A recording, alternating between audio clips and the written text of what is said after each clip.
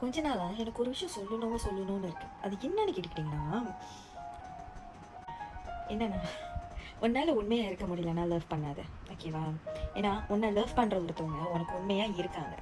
இருக்கிறனால நீ வந்து கேவலமாக பொறுக்கிக்கிட்டு இருக்கிற பர்சனாக இருக்கிறனால தயவு செய்து உண்மையான ஒருத்தியை தேடாதே. ஓகே, பிட்ரே பண்ணாதே. நீ வந்து உன்னால ஒருத்தி கூட இருக்க முடியல, ஆனால் அவள் மட்டும் உனக்கு ரைட்டாக இருக்கணும்னு எப்படி நீ எதிர்பார்க்குற? அது எப்படி? தாங்கள் பொறுக்க இருக்கலாம், ஆனால் உங்களுக்கு வரவு வந்து பட்டையா போடக்கூடாது, இப்படி போடக்கூடாது, குண்டா இருக்கக்கூடாது. என்னது இதெல்லாம்? என்னது இது? பெட்டர் சிம்பத்தி கிரியேட் பண்ணுறதை நான் விட்டுட்டு ஒழுங்கா இருக்க பாருங்க.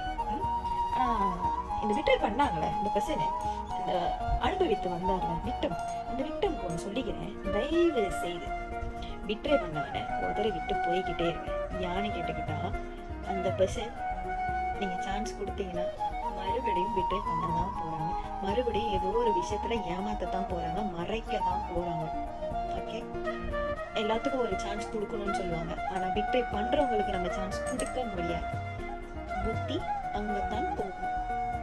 புரிஞ்சுதா? கஷ்டமாக இருக்கும், வலிக்கும், மறக்க முடியாது. ஆனால் யோசிச்சு பாருங்க, ஒரு விஷயம் நடந்துருச்சுன்னா யோசிச்சு பாருங்க. ஓகே, உங்களுக்கு சொல்றது புரியும் நினைக்கிறேன்.